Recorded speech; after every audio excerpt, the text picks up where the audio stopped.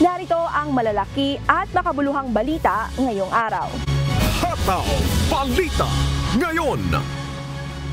May good news po para sa mga motorista dahil magkakaroon tayo ng rollback sa presyo ng mga produktong petrolyo ang mga kumpanya ng langis bukas araw po ng Martes, July 30. Patay po sa inisyal na pagtayaan ng mga oil company, maaaring bumaba ng 60 sentimos hanggang 80 sentimos ang presyo ng kada litro ng diesel. Magkakaroon din ng tapyas sa presyo na 70 sentimos hanggang 90 sentimos sa presyo naman ng kada litro ng gasolina. Posible rin ang rollback na 60 sentimos hanggang 80 sentimos ang kada litro ng kerosene. Mamaya po iaanunsyo ng mga kumpanya ng langis ang final price adjustment na ipatutupad nila bukas. Ayon po sa industry players, bunsod pa rin ito ng pabago-bagong galaw sa presyo ng langis sa international market. Sinabi ring dahilan ang posibleng pagdami ng supply kahit na mababa ang kasalukuyang demand nito sa merkado. Hataw Balita ngayon. Inanunsyo na kagabi, July 28 ng Department of Education o DepEd na mahigit sa 800 na mga paaralan sa bansa na ipinagpaliban muna ang pagbubukas ng klase ngayong araw, July 29, dahil sa naiwang epekto ng bagyong Karina at habagat. Batay sa pinakabagong ulat ng kagawaran, umabot sa 842 ang kabuuang bilang na kumpirmadong hindi magtutuloy ng class opening ngayong Lunes. Nasa 225 na paaralan ang nagpostpone ng pasok ngayong araw sa National Capital Region at 95 naman sa Region 1. Sa Region 3 ay mayroong 452 na paaralan, 66 naman sa Region 4A at 4 sa Region 12. Ayon sa kagawaran, ipinagpaliban ng DepEd Central Office ang pagbubukas ng klase sa naturang mga paaralan dahil sa paglilinis at rehabilitasyon ng ilang public schools na apektado ng Super Typhoon Karina. Hataw Balita ngayon.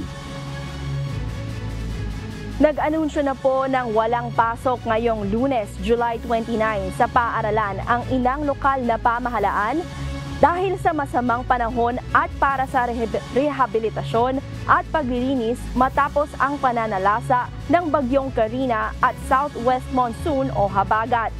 Inanunsyo ng lokal na pamahalaan ng Pasig City na sinususpindi na ang pasok sa lahat ng mga antas sa mga pampubliko at pribadong paaralan. Suspendido rin po ang klase sa lahat ng antas ng private at public schools sa mga bayan ng Aringay, Bacnotan, Balawan, Bawang at Luna sa lalawigan ng La Union.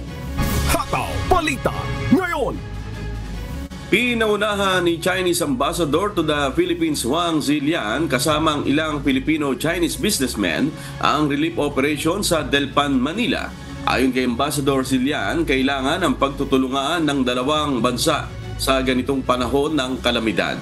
Binigyang diin ito na kailangang isang tabi muna ang usapin sa tensyon ukol sa West Philippine Sea sa kasalukuyang sitwasyon. China, we are being a neighbor who are being helping each other with the Philippines. We will do our best to help. No need to forget the issue of West Philippines, just friendly. Yeah, that's right. That's right. And this is a time to help. You know, this is time to extend help to each other. And this is the fine tradition between our two countries for 1,000 years. Hataw Balita ngayon. Nais paimbestigahan ngayon ng komite sa Kamara ang reclamation sa Manila Bay dahil sa nangyaring mabilis na pagtaas ng tubig sa pagdaan ng habagat na pinalakas ng bagyong Karina kamakailan. Magpapatawag umano ng committee hearing si House Committee on Manila Development Chairperson Rolando Valeriano kaugnay ng issue. Dagdag nito, maliban sa layuning malaman kung nagpa-function ang ilang ahensya ng gobyerno sa pagsapit ng kalamidad, nais ring malaman ng mambabatas kung ang ginawang reclamation sa Manila Bay ay malaki ang naging parte sa mabilis na pagtaas ng tubig sa Kamaynilaan, partikular na sa Maynila at San Juan. Bubusisiin din aniya sa pagdinig ang ilang kondisyon ng ilang pumping stations. Ngayon, wala pa namang natatapos na reclamation din. So, hindi ko pa alam kung talaga may effect yung reclamation. To be honest, yung Metro Manila is an old city, tsaka talaga namang below the sea level.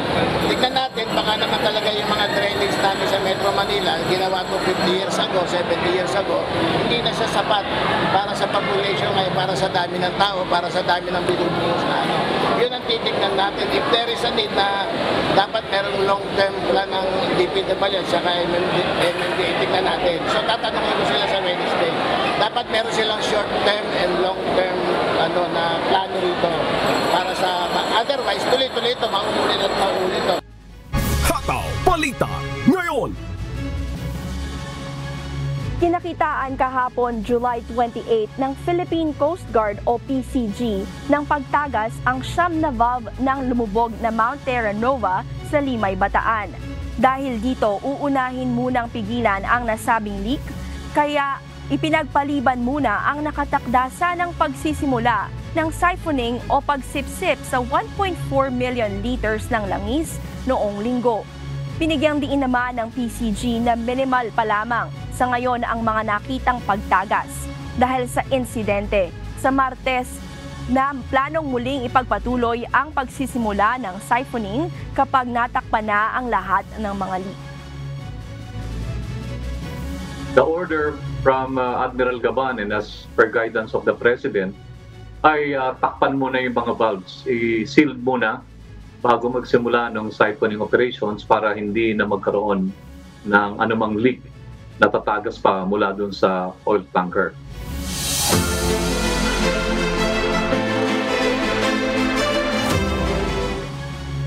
May nakikita ng pinakamabisang solusyon sa problema sa baha si Pangulong Ferdinand Marcos Jr. sa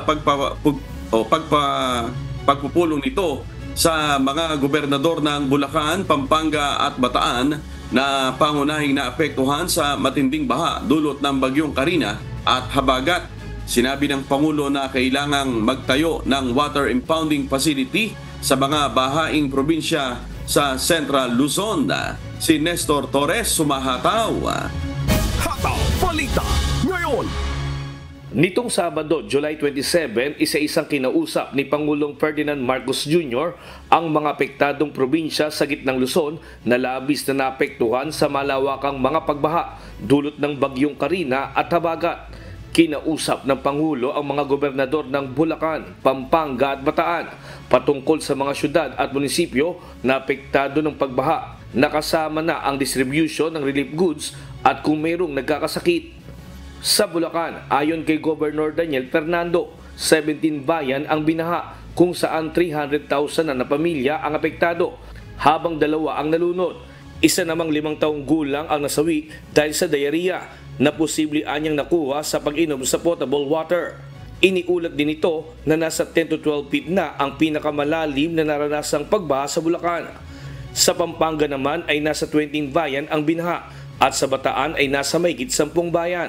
Ayon sa Pangulo, matagal ng problema ang baha sa bansa. Para sa kanya, hindi floodgate ang nakikita niyang pinakamabisang solusyon sa baha, kundi ang pagtatayo ng water impounding facility mula sa mataas na lugar sa mga probinsya para maipon muna bago ito tuluyang bumaba sa mga residente. Hindi na nakayanan ng mga ating mga slope protection, ng ating mga flood control, ating mga dike. So we have to find another way to do it. Kaya palagay ko yung impounding talaga yung funds ang pinaka magiging solusyon dyan. Para naman kay Governor Fernando at Vice Governor Alex Castro ng Bulacan, mabuti umano kung ituloy ang mega dike project mula sa Bataan to Cavite at dredging system na rin para mahukay ang tubig sa ilog. Mega dike, ano po, na itatayo mula, at least mula Bataan hanggang Cavite kung maaari, para maharang na talaga yung pagpasok ng mga tubig. Tapos siyempre may mga pumping station to para yung bababa dito sa taas, saka sa kabundukan, may pump naman pa kabila. Ano po? So yun yung nakikita ko na solusyon dito. At medyo malaking halaga talaga ang kailangan natin dito talaga. Ito yung hinahin na natin sa ating mga Pangulo noong pang nakaraang taon. So nakita natin doon umapaw yung ilog eh. Ibig sabihin ng bumabaw na yung ilog. So kung mapapansin nyo ngayon pagkatapos ng baha, puro putik saka puro balnik yung pumunta doon sa bahay. Puro basura. Ibig sabihin napakababaw na ng ilog. Kaya malaking tulong kung talagang mahuhukay yung ilog, mapapalalim natin para may pupuntahan yung tubig. Kasi ang nangyayari pagka umapaw sa ilog, sa mga bahay pumupunta eh. Kasi talagang diretso sa bahay, kaya sa kalsada, kaya yun yung nakita natin no, sa Marilao, sa May Kawayan. Samantala, hindi lang baha ang alalahanin ngayon sa Central Luzon. Isa rin sa problema ngayon ay ang sinasabing oil spill mula sa lumubog na oil tanker sa Limay, Bataan na umano'y nakarating na sa bayan ng Hagunoy. Pero sa ngayon ay wala pa itong malinaw na ebidensya ayon sa ilang mangingisda na pumalaot sa dagat dahil wala pa naman silang nakikita sa ngayon. Pero mariin ay pinag-utos ng Pangulo sa Office of the Civil Defense na i-monitor ito hindi lang sa Bataan kundi sa Bulacan at Pampanga na katabing probinsya. Ito is a little more complicated. So anyway, let's just stay in touch with everyone. Mag-coordinate tayo mabuti. Ang central agency for this is the OCD. So if there are any developments, meron kayong nakikitang nangyari, i-report ka agad sa OCD. Sinabi ng Pangulo na kung magagawang mag-early harvest ng isda sa mga palaisdaan ay gawin na para maiwasan pa itong mapulyot ng posibleng tumagas na langis. Nestor Torres, humahataw sa balita ngayon. Hataw Balita Ngayon. Naapektuhan ang nasa 1,500 na mga residente sa Cordillera Administrative Region ng malakas na ulan at hangin na naging dahilan naman ng pagbaha at pagguho ng lupa sa rehiyon. Si Grace Doctolero, humahataw. Hataw Balita Ngayon. Halos 1,500 pamilya sa 3 probinsya sa Cordillera Administrative Region o CAR ang naapektuhan ng tuloy-tuloy na malakas na pag-ulan, pagbaha at pagguho ng lupa dulot ng Southwest Monsoon o habagat. Sa ulat ng Cordillera Regional Disaster Risk Reduction and Management Council o RDRRMC, nasa 1,488 na pamilya, katumbas ng 5,819 na individual sa 39 na barangay sa Abra, Benguet at Mountain Province ang apektado. Pinayuhan ng mga otoridad ang publiko na magsagawa ng pag-iingat laban sa pagbaha at pagguho ng lupa, lalo na ang mga nakatira sa bulubunduking lugar. Sinabi nila ng mga lugar na ito madalas ang pagguho ng lupa at pagbaha. Dahil sa dalang tubig ng bagyo at walang humpay na pag-ulan ay nagpakawala ng tubig ang pamunuan ng Ambuklaw Dam. Naglabas ang National Power Corporation o NAPOCOR ng tubig mula sa Gate 5 at 8 ng Ambuklaw Dam noong Huwebes matapos itong umabot sa 752 meters. Ang critical water level ay nasa 753 meters. Naglabas ang NAPOCOR ng tubig sa bilis na 55 cubic meters per seconds na nagbibigay daan dito ng pamahalaan ang pagtaas ng level ng tubig at maiwasan ang pag-apaw, habang ang San Roque Dam sa ibaba ng agos ng Ambuklaw ay nananatiling sarado. Ang pagpapalabas mula sa Ambuklaw ay inasang magtataas ng mga antas ng reservoir nito. Tinukoy ng Agno River Basin Flood Forecasting and Warning Center ang San Vicente at Bugalyon bilang 2 water level station na kasalukuyang nasa panganib ng pagbaha. Ayon naman sa pamunuan ng Department of Public Works and Highways sa Cordillera na ilang mga kalsada ang nalinis at ngayon ay nadaraanan, ngunit ang ilan ay nananatiling sarado dahil sa pagdaloy ng mga debris at pagbagsak ng lupa. Grace Doctolero, humahataw sa balita ngayon. Hataw Balita Ngayon. Nasawi ang dating alkalde ng bayan ng Sagada, Mountain Province na si James Puoten Jr. at ng kanyang asawang si Cymbeline Joanne Puoten matapos maaksidente ang kanilang sinasakyan habang nagbabakasyon sa Calgary, Canada nitong Biyernes, July 26. Kasama rin sa mga nasawi ang kanyang pinsan kasama ang anak nito. Ayon sa mga otoridad, sakay ang mga nasawi ng Sports Utility Vehicle o SUV nang sumalpok ito sa isang semi-truck at idineklarang dead on the spot. Sa ngayon, nagduluksa ang buong Sagada Mountain Province sa pagkasawi ng dati nilang alkalde. Nagpaabot naman ng pakikiramay ang mga opisyales maging ang mga mamamayan ng probinsya. Nagsilbi si Poten Jr. bilang alkalde noong taong 2016 hanggang 2022. Hataw Balita ngayon! Nasawi ang isang individual habang mahigit 30 naman ang nasugatan dahil sa naganap na pagsabog sa isang pribadong gusali sa Legazpi City, Albay noong Sabado. Si Brian Baldarahe humahataw. Hataw Balita ngayon! Isa ang kumpirmadong patay habang hindi bababa sa 30 naman ang sugatan sa nangyaring pagsabog sa isang establishmento sa siyudad ng Legazpi sa Albay bandang umaga noong Sabado, July 27. Sa inisyal na investigasyon ng mga otoridad, naganap ang insidente sa itaas na bahagi ng naturang gusali. Dahil sa nangyaring malakas na pagsabog, bumagsak ang ilang parte ng kisame at nagkabitak-bitak ang dingding ng establishmento. Nadamay din ang isang sasakyan na nakapark sa labas nito. Agad naman nakaresponde ang 911 Emergency Response Team ng Legazpi Local Government Unit upang isugod sa pinakamalapit na ospital ang mga nasugatan. Ayon sa Albay Police Provincial Office, gas leak mula sa tangke ng LPG ang tinuturong dahilan ng naturang insidente. Kaugnay nito, pinabulaanan din ng PNP na explosive devices ang dahilan ng nangyaring pagsabog. Kasalukuyan naman nagpapagaling sa ospital ang mga nasugatang individual. Brian Baldarahe, humahataw sa balita ngayon.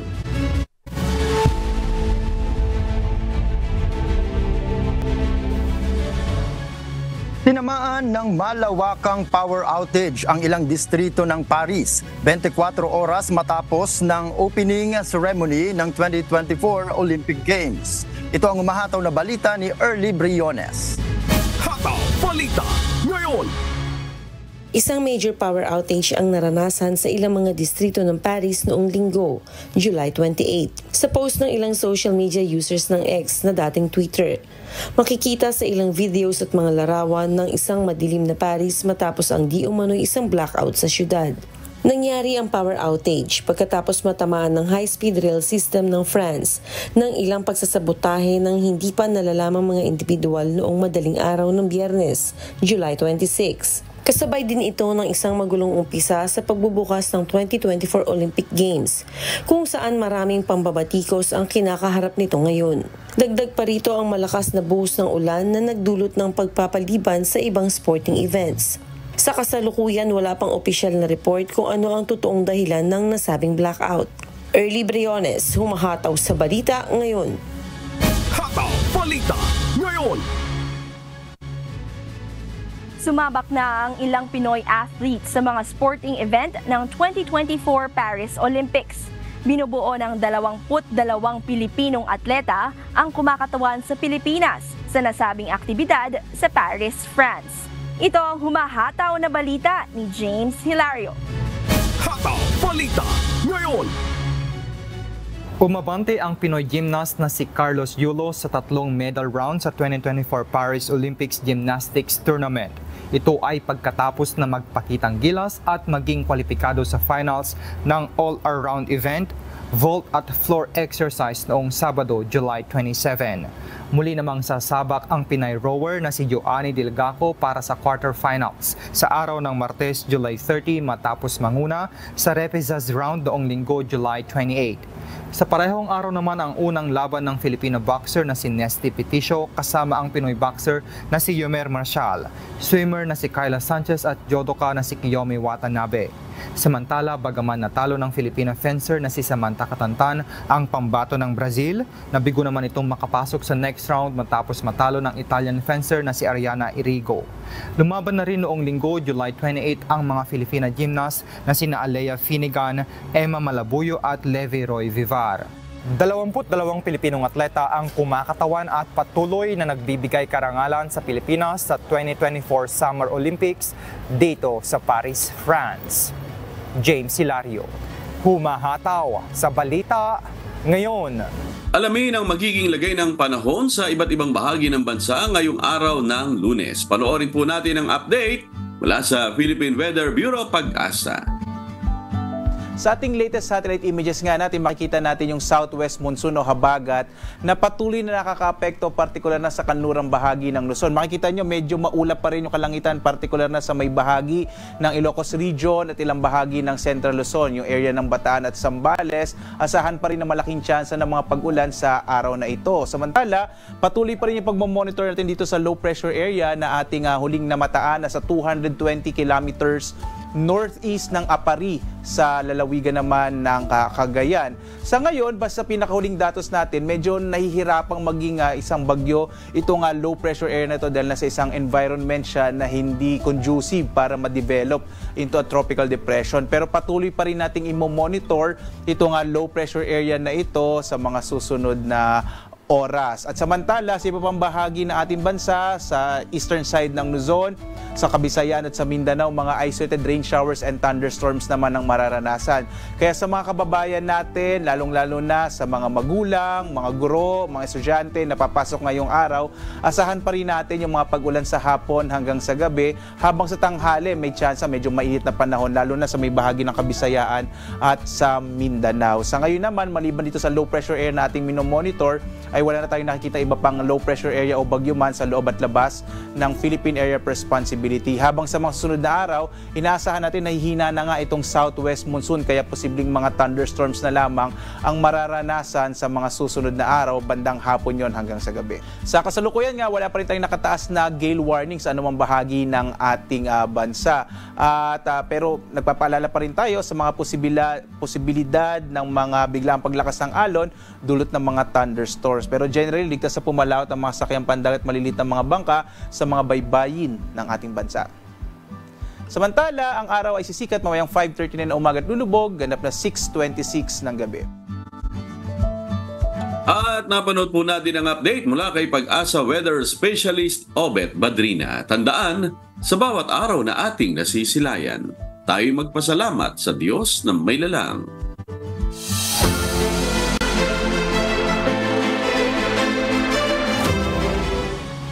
Namahagi ng nasa 3,000 relief goods ang mga sundalo ng 2nd Infantry Division sa Tanay, Rizal.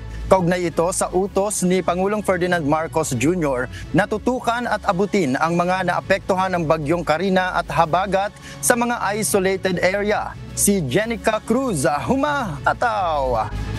Hataw Balita ngayon! Kasunod na nangyaring pananalasan ng southwest monsoon o habagat na pinakamalakas ng bagyong Karina kamakailan, pangunahing pinatutukan ni Pangulong Ferdinand Marcos Jr. ang pagbibigay ng relief goods at mga gamot sa mga liblib na lugar. Pagkamat matagal na nakahanda ang pagkain at relief goods para sa isolated area sa bayan ng Tanay Rizal, partikular na sa Santa Ines, Layban, Santo Niño, Tinucan at Daraitan. Hindi madaling mapuntahan ang mga nabanggit na lugar. Kinakailangan pa rito ang tulong ng Philippine Air Force para makagamit ng helicopter upang maihatid ang mga tulong sa apektadong residente. Hindi kasi makadaan sa nasabing isolated areas dahil sa tubig baha at malakas na current ng tubig sa ilog na mga kinakailangan tawirin. During the briefing na mayroong mga identified na mga barangays na kailangan talagang madalhan ng assistance, pero hindi kasi possible yung mga daanan.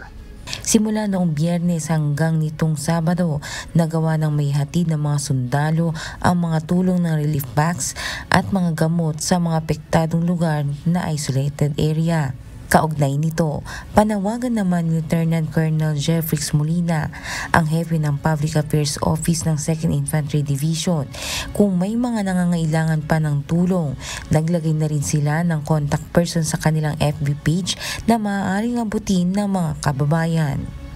Ngayon, nag-post kami sa aming Facebook page ng contact numbers kasi as much as we wanted to assist them, kahit is po ang 2ID, initiate na rin na mag-organize ng relief operations.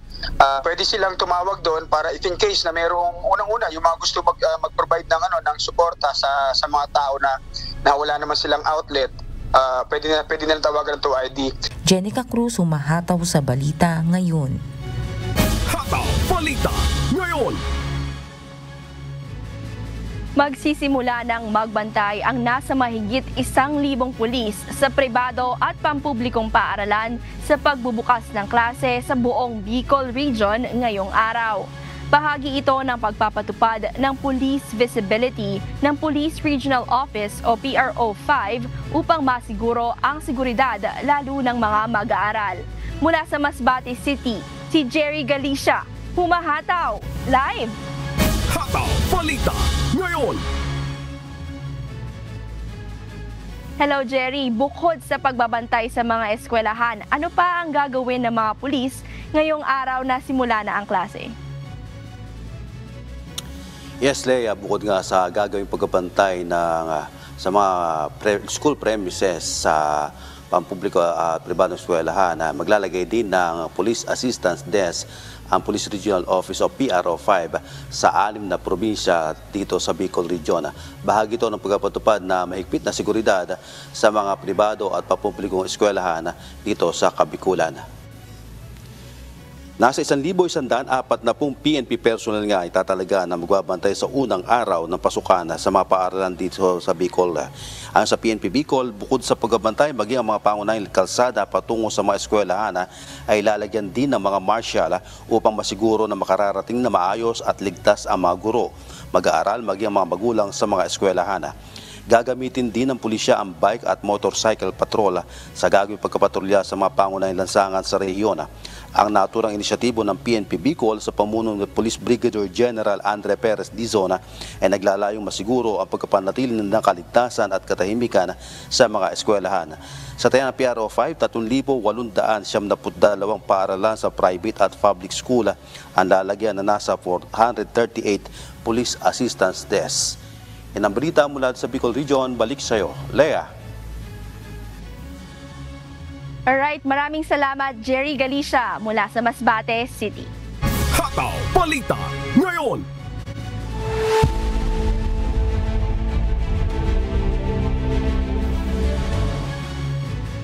Sinusubaybayan ng National Hurricane Center ang area of disturbed weather sa Central Atlantic ng Estados Unidos. Ito ang mahataw na balita ni Abby Valdez.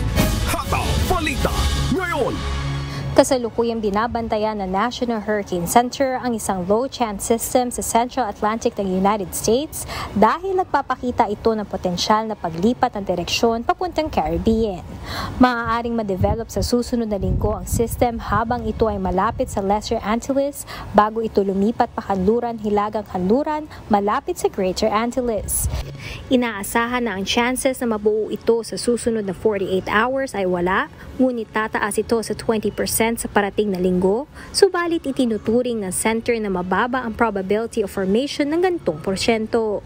Itinuturo rin na dahilan kaya hindi ma-develop ang system na maging tropical cyclone ay ang tuyong hangin at Saharan dust na nakatagpo nito nang ito ay itulak pakanluran at malapit sa baybayin ng Huwebes. Sa kabila nito ay sinabi ni Bernie Reyno, AccuWeather Chief on Air Meteorologist, na kung makaliligtas ang system sa hostile conditions habang ito ay patungong kanluran, ay maaari itong makatagpo ng favorable conditions para sa tropical na development malapit sa Caribbean o sa Gulf of Mexico sa simula ng Agosto. Abby Valdez, humahataw sa balita ngayon. Hataw Balita ngayon. Nagtipon-tipon ang mga Pilipino mula sa iba't ibang bahagi ng Malaysia upang saksihan ang makulay at masiglang pagbubukas ng ikatlong season ng Malaysia OFW Basketball League. Ang aktibidad na ginanap sa Maba Stadium sa Kuala Lumpur ay nagbigay daan upang ipakita ang pagmamahal ng mga Pilipino sa basketball at ang kanilang hangaring magtulungan sa kabila ng mga hamon ng buhay sa ibang bansa. Ito ang humahataw na balita ni Joanna Besonia. Hataw Balita ngayon. Ginanap ang masiglang pagbubukas ng third season ng Malaysia OFW Basketball League sa Maba Stadium sa Kuala Lumpur, Malaysia kahapon, July 28. Dinaluhan ang opening ceremony ng maraming Pilipino mula sa iba't ibang bahagi ng Malaysia. Kasama rin sa mga nanood sa naturang event ang mga kinatawan mula sa Embahada ng Pilipinas sa Malaysia. Pinasinayaan ang seremonya ng parada ng 17 koponan na lumahok sa liga. Binubuo ang bawat koponan ng mga Pilipinong manlalaro mula sa iba't ibang bahagi ng Malaysia at sinamahan ng kanilang mga muse na nagbigay ng dagdag na kulay at saya sa okasyon. Ayon kay League Commissioner Roland Morante, pangunahing layunin ng liga ang pagbuo ng isang komunidad para sa mga Pilipinong mahilig sa basketball. Bukod dito, isa rin itong charity event kung saan ilalaan ang bahagi ng kita mula sa mga ticket at sponsor sa mga kababayang nangangailangan at nasa distress. Basically, gusto lang namin is community gathering. Magkaroon kami ng community na puro OFW kasi yung paliga po ay nagbibigay ng kasiyahan. Saka opportunity na yung mga players natin na may pamalas nila yung kanilang galing sa larangan ng basketball. Yung event po na ito is charity rin po siya. So part po ng funds, itutulong po natin sa mga distressed OFW natin para makatulong din po sa mga less fortunate na kababayan po natin. Dagdag pa ni Deputy Commissioner Victor Guarino, ang mga Pilipino ay may malalim na pagmamahal sa basketball, kaya't napagpasyahan ng kanilang komunidad na magbigay kasiyahan sa ating mga kababayan at pag-isahin ng mga Pilipino dito sa Malaysia sa pamamagitan ng kanilang pagmamahal sa sport. Filipino are actually being passionate sa basketball. So ngayon, bakit hindi, di ba, ang favorite quote namin, someone want it happen, so others make it happen. So ngayon, bakit hindi namin parang i-brought up o ibigay yung kaya namin to at the same time, meron kaming objective na nai-aim and then nabibigay yung wants namin na makapaglaro ng basketball. Ayon sa isa sa mga manlalaro, malaki ang naitutulong ng liga sa buhay ng mga Pilipinong nagtatrabaho sa Malaysia. Ito ay nagiging isang mahalagang aktibidad na nakatutulong upang maibsan ang kanilang stress at makakakilala ng ibang mga Pilipino, maging ang kanilang mga pamilya at makabuo ng bagong pagkakaibigan. Hindi matatawaran yung suporta ng mga Pilipino dito kasi ito lang rin yung parang main source ng pang-anti-stress namin pag galing sa trabaho, weekend. So, tsaka maraming nakikilalang ibang Pilipino, kabayan. So, magandang camaraderie siya for all. Hindi lang para lalaki kasi mga misis din, nagiging friends na rin. So, lumalaki lalo yung community ng mga Pilipino sa Kuala Lumpur. Samantala, ikinagulat ng isa sa mga muse ang suporta na ipinakita hindi lamang ng mga kapwa Pilipino, kundi pati na rin ng mga lokal na Malaysian at iba pang dayuhan na naglaan ng kanilang oras upang mapanood sa pagbubukas ng liga. Sa kabila ng kanilang pagiging nasa ibang bansa, ipinakita ng mga Pilipino ang kanilang pagmamahal at pagkahilig sa basketball. Naglaan sila ng oras mula sa kanilang kabalang schedule upang makipag-ugnayan sa kapwa Pilipino at makakilala ng mga bagong kaibigan. Ang ikatlong season ng Filipino Basketball League ay isang patunay ng tibay ng pagkakaisa at pagmamahala ng mga Pilipino saan man sila naroroon. Joanna Pisonia, humahataw sa balita ngayon.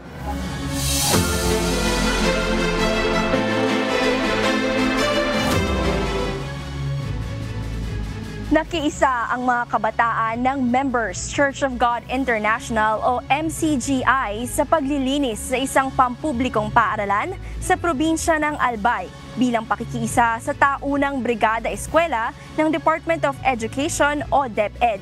Kalinsabay ng gagawing pagbubukas ng klase ngayong Lunes.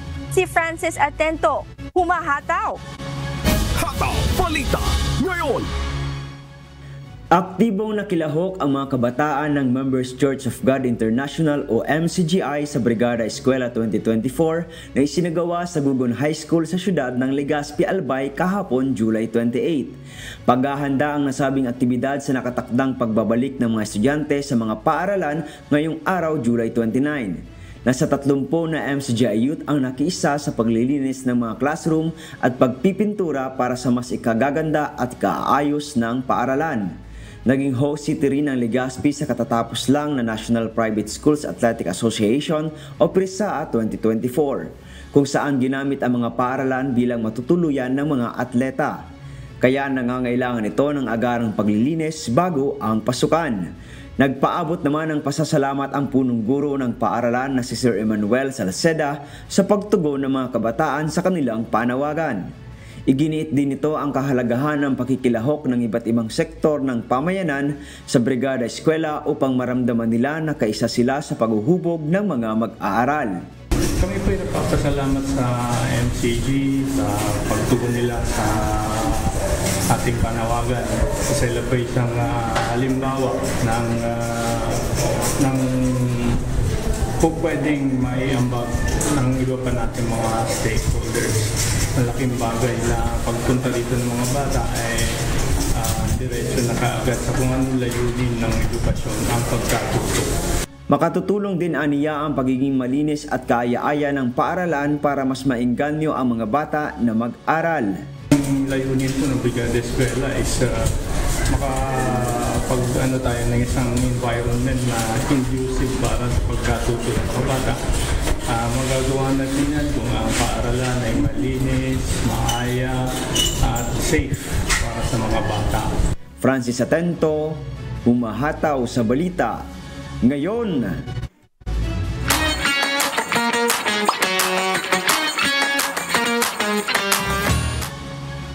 magkakaroon ng pista ng laro at merienda ng mga Pilipino sa Madrid, Spain sa ika-8 ng Agosto. Samantala, gaganapin naman ang meet and greet with Filipino community sa Guangzhou, China sa July 31. Ito ang humahataw na balita ni Lynn Perez. Hataw Balita ngayon! What's up, kabayan? Iniimbitahan ng Filipino communities na nasa Guangdong, Guangxi-Zhuang, Autonomous Region, Hainan at Hunan sa isang meet and greet with Consul General Eric Cruz Arribas.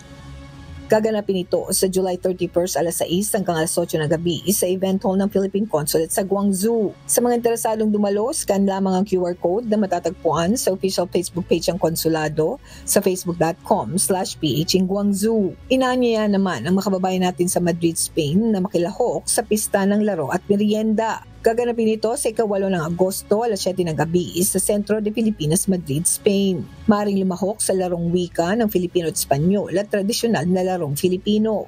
Libre ang entrance fee kaya't mag-register na sa pamamagitan ng pag-scan sa QR code na matatagpuan sa official Facebook page ng Philippine Embassy sa Spain sa facebook.com/phinspain.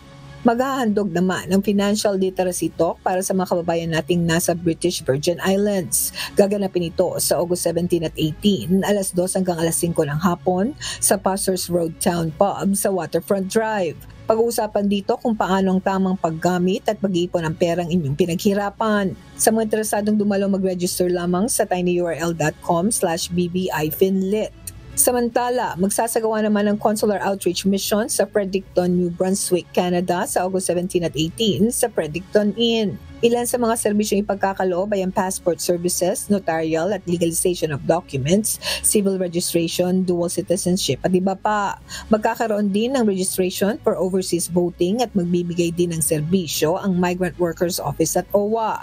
Para mag-book ng inyong mga appointment, magtungo lamang sa appointment.ottawape.org/outreach. Maaari ring tumawag sa 613-233-1121 o di kaya mag-email sa ottawape.consular@dfa.gov.ph kung may mga urgent inquiries. Lynn Perez, umahataw sa Balita Ngayon. Hataw Balita ngayon! At sa atin namang shout out, Noel, Lea. Ayun, mauna na ako. Hello kay Millie Espanya, kay Nancy Rebedad, ganun din kay Brad Egbert and Sis Mina Anesiete, kay Brad Ding and Sis Evelyn Velasco, kay Brad Bert and Hilda Mendoza, kay Tito Angel Moronia, ganun din kay Tita Emmy, kay Sis Beth and Michelle Daroy, kay Eileen and Jess Torres, Madel and Abong Garcia, Bebot and Hernan Galicia, kay Grazil Lumabong, kay Brad Ray and Debbie Habiles, kay Nanay Nieves Yaya, syempre sa aking mahal na asawang si Erwina, kay Juan at Joanne. Ayun, Lea. Ayun, salamat sa Diyos. Happy Sabbath anniversary sa aking asawa, si Fritz Salar, kay Brad Chris, ang Kiko, at sa lokal ng bayanan, Moncton, Canada, At sa lokal ng Maryland, USA, sa Massachusetts, sa Maine na mga kapatid, Sis Marina Zito, at ganon din po sa ating mga taga-subaybay. Amigo? Ba, may asawa na para sila. Ay, shoutout po kay Brad Hinera Aliparo, ayan, kay Louie Lipanya na nagkarlan Laguna. At sa mga suki po natin, sila Elena Yang, Emma Shikuhara, ayan. At syempre po sa ating mga taga-subaybay sa buong Pilipinas at sa iba't ibang panig ng mundo. Bay, ganun din kay Brad Jun Soriao, nakamonitor po sa atin. At ganun din syempre sa mga tagapakinig ng Hataw Balita ngayon sa Radyo La Verdad 1350. Yon, at patuloy po namin kayong inaanyayahan sa nagpapatuloy na mass indoctrination ng MCGI. Day number 11 na po tayo, mamayang 7 p.m. Philippine time sa official MCGI social media accounts. Kabilang ang MCGI channel, ang official YouTube channel ng Members Church of God International. Patuloy rin po namin kayong inaanyayahan na makiisa sa Global Prayer for Humanity tuwing Lunes hanggang Biyernes, alas 9:30 ng gabi. Ito po ay nakastream ng live sa lahat ng MCGI social media accounts at ang Global Prayer for Humanity po ay bukas sa lahat, anuman ang inyong relihiyon o lahi. At sa aming ibabahaging mga salita ng Diyos na ating sandigan mula sa Gawa, Kapitulo 8, Talatang 22. Magsisi ka nga sa kasamaan mong ito at manalangin ka sa Panginoon, baka sakaling ipatawad sa iyo ang pag-iisip ng iyong puso.